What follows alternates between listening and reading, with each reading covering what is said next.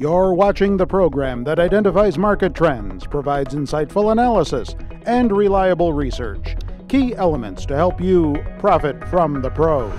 Profit from the Pros is brought to you by Zacks Investment Research. Learn more by visiting them online at zacks.com.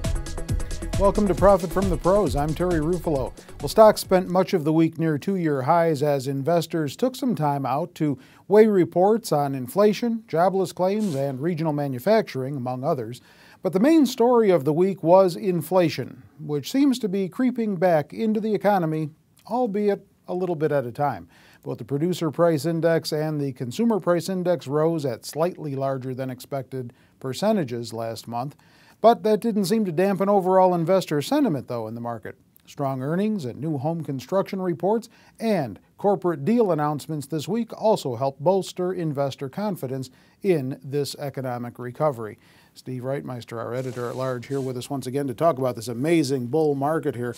But I'm going to repeat a question that you posed yourself in a market summary that you wrote earlier this week, which was, where is that little pullback you've been talking about, Righty? Yeah, it's kind of amazing. The market, it just keeps going up. If you take a look at the chart of the market, I mean, nearly for 3.5 months, there's nary a pullback that's worth talking about. And this most recent run up from 12,000 just keeps ticking away day by day. And I mean, it's terrific since I'm along the market, but just there's that part of me that says, yeah, where is that pullback? It should be coming here soon. And it just keeps not happening. So it's an amazing bull run. So overall, you feel stocks are going to continue to make new highs? Yeah.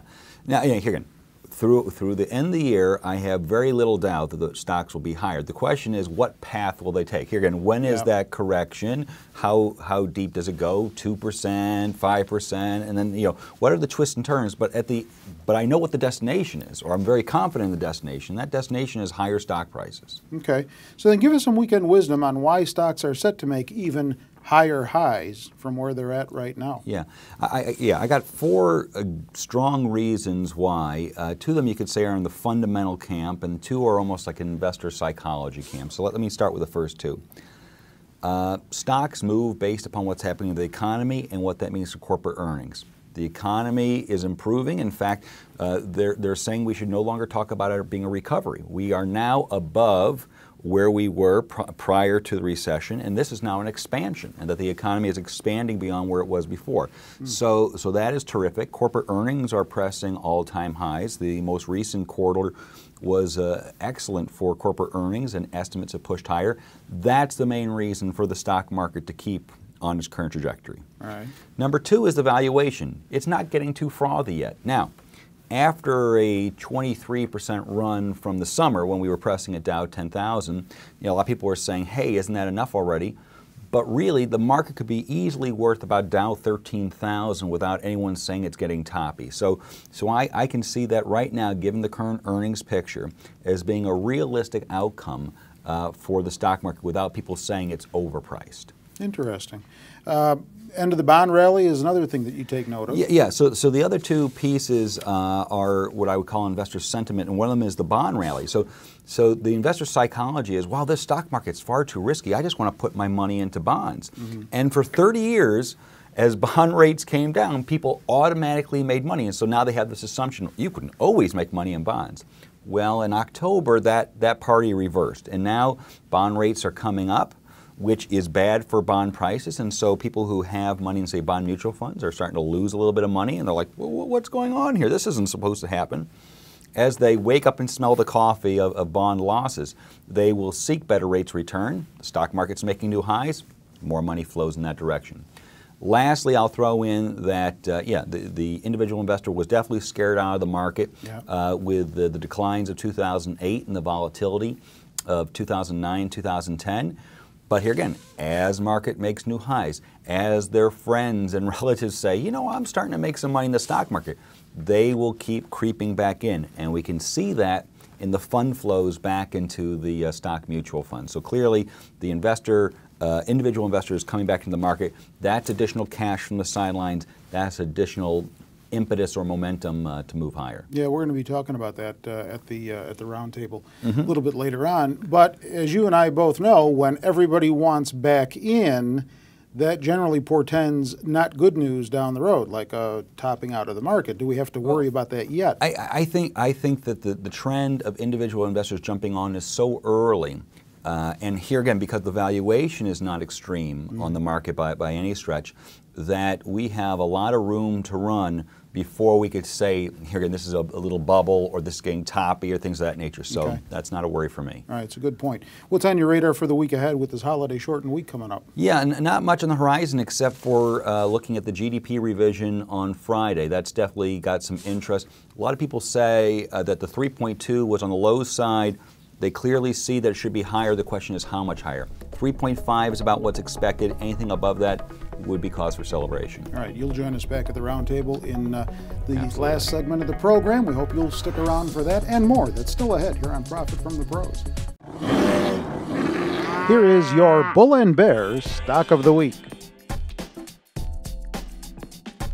A restaurant company and a for-profit education business. Our Bull and Bear of the Week this week. Bill Wilton, equity strategist, here with us once again to fill us in on each of these. So the restaurant business is Brinker International. Are they a holding company?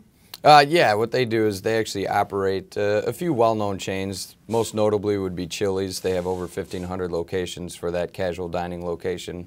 The other is Maggiano's Little Italy. A little bit less known. They have about 50 locations as that. Addition to that, they have a minority stake in Macaroni Grill, which some of our viewers might be familiar with there. One of the reasons I like them as the Bull of the Week, most notably they're coming off back-to-back earnings surprises. Once you get companies that are reporting better results than expected, usually we see them to continue that pattern for some time. It's more likely for them to keep doing well in the future.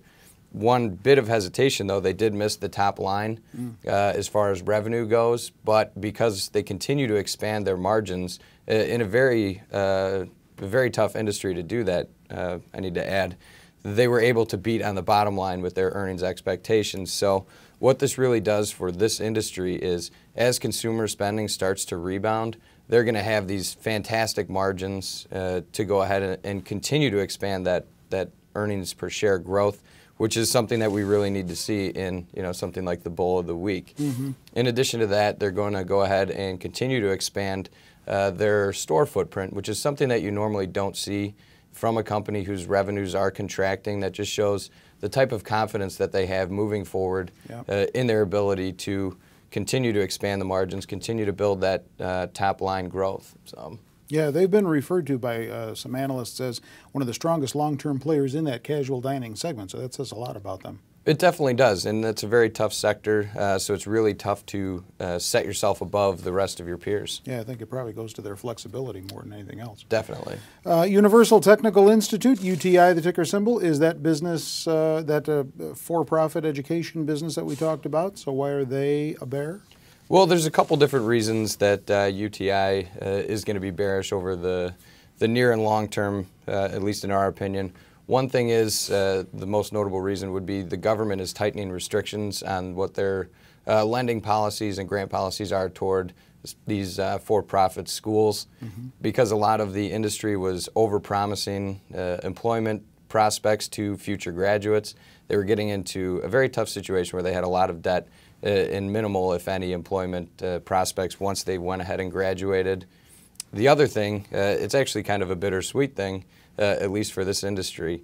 The for-profit education sector is very counter-cyclical. As unemployment rises, more and more people look to bolster their resume, their qualifications, so they'll go back to school in hopes of landing a better job. Right. But as you may know, unemployment has flattened out, or maybe even started to decline a little bit depending on who you ask and how those numbers are calculated.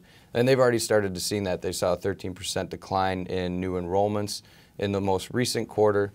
They did beat on the top line, but they guided a little bit lower. They're expecting weaker student revenues moving forward. So once you see a company do that, that's definitely the curse moving forward, because the last thing they're going to do is warn people that they're about to start struggling. Yeah, that's going to be an interesting segment to keep an eye on, is that for-profit school business. Definitely. All right, stock screening straight ahead. Screen of the Week, an overview of a timely strategy aimed at helping you become a more effective stock screener. This week we're talking about first profits with Kevin Matris, top stock screener, who's here once again to fill in all the blanks for us on this one. Is this anything like First Blood? No, very close. No cigar. So, I'm guessing now we're talking about companies that have actually turned their first profit, right? Right. Okay. Great title, right? Actually well, matches the content of the article. You can see how it confused me. But Yeah, well, check it out. You know, with fourth quarter earnings winding down, this is a screen that I have been running. And again, as the name suggests, we're looking for companies that have finally shown their first profit within the last year. So the whole idea is find companies that have not shown a profit in the previous 4 quarters, but have finally shown a profit in their most recently reported quarter. And why would this be important at this particular juncture, oh wise one? Well, let me first say that the companies that are going to come through this screen, some of these companies are going to be very new companies, and this may be their first profit that they have seen in the entire history of the company. Okay. Other companies, though, are going to be older companies, and they may have shown a consistency of profitability, but for whatever reason have not been able to show a profit in the last 4 quarters, but have finally returned to profitability. The reason why I think this is important, though, is because, you know, if a company is able to show improvement, usually you should see that trend of improvement continue. And this is true whether it be a company that has consistently been profitable or has finally gotten profitable for the very first time.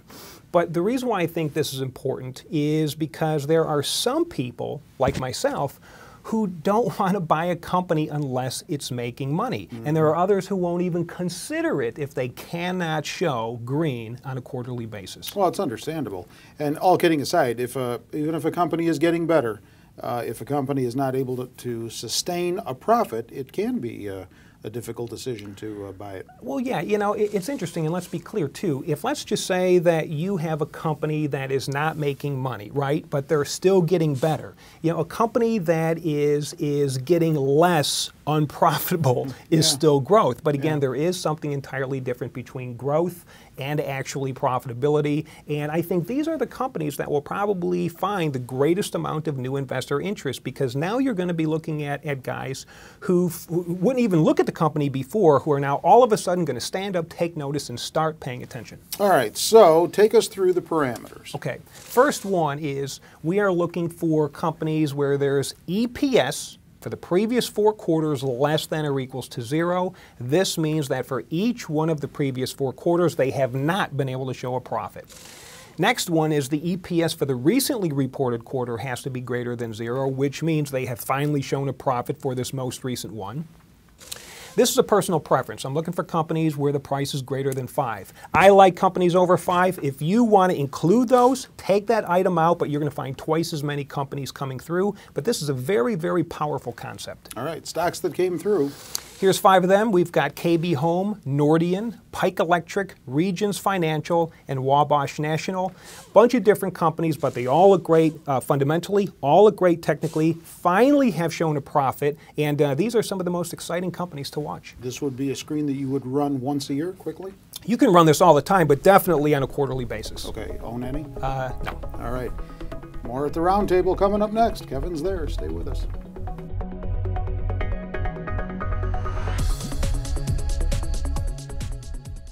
Welcome to the Zacks Roundtable Review, a discussion of current events affecting investors as well as other topics of financial interest, featuring the analysts and editors of Zacks.com.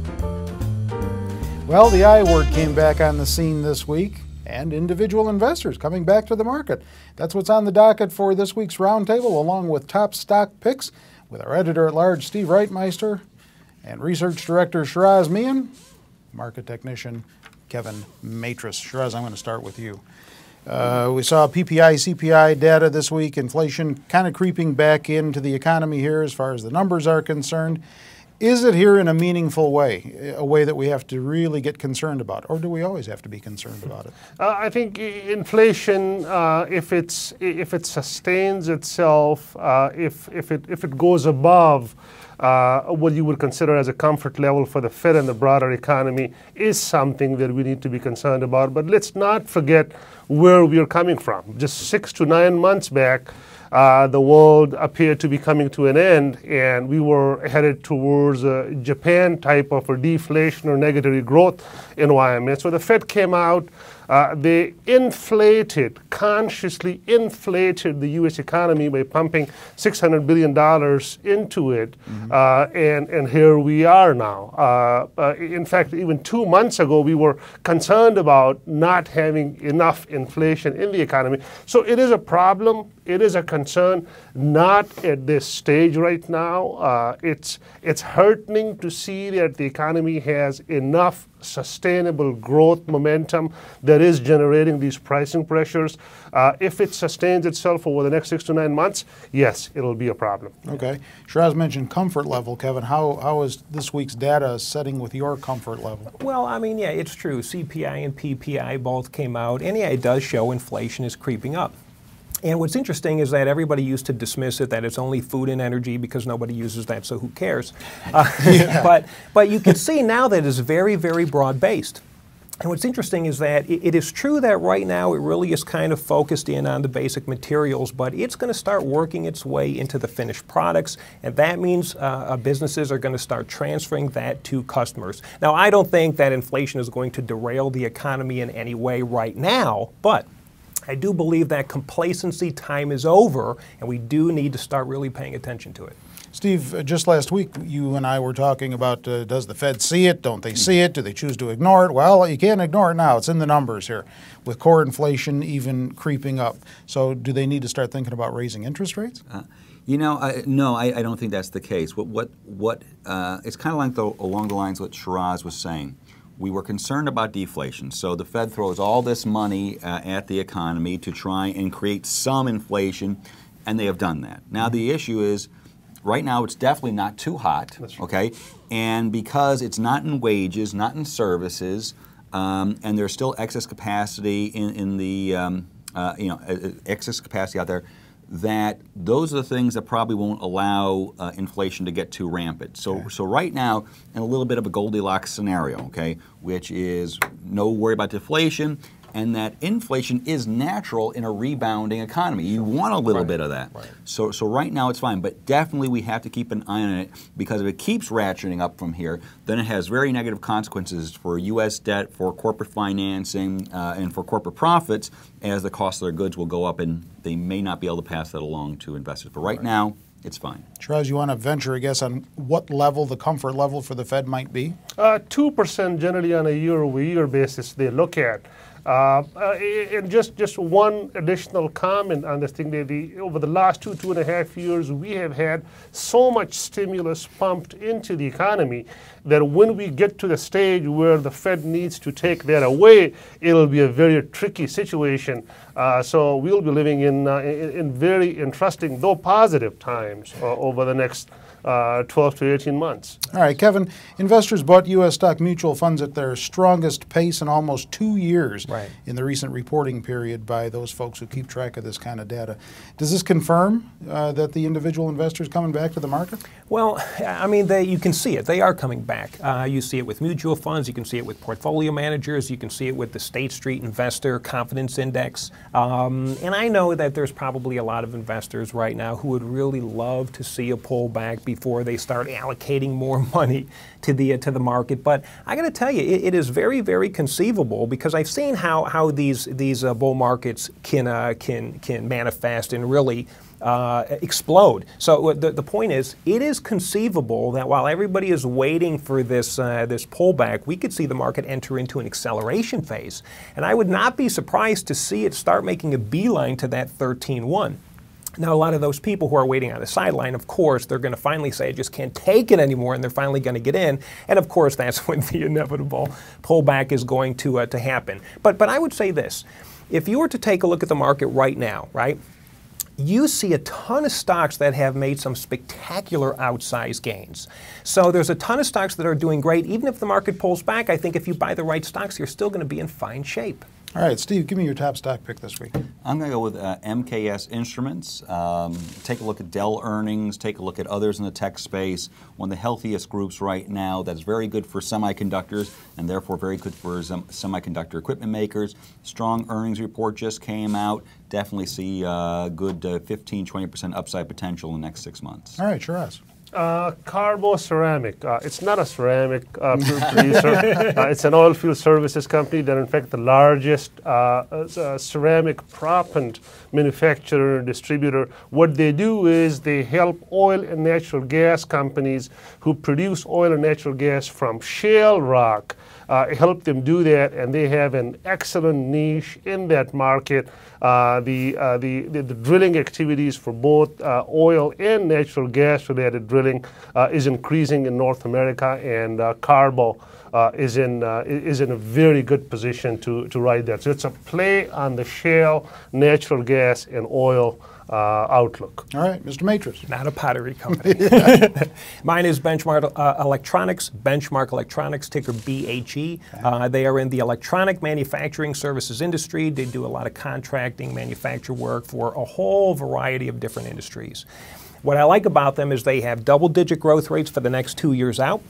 They had just posted positive earnings surprises, positive sales surprises, but what I really like about them is that their valuations, almost on every single metric, is very, very low, not the least of which is a price of sales of 0.5 and a price-to-book ratio of only 1.08. I think there is a 21% increase from where we are. All right, that's all we have time for. Thank you all for participating, and thank you for being here with us as well. Hope the week ahead is a profitable one for you, and we'll see you next time.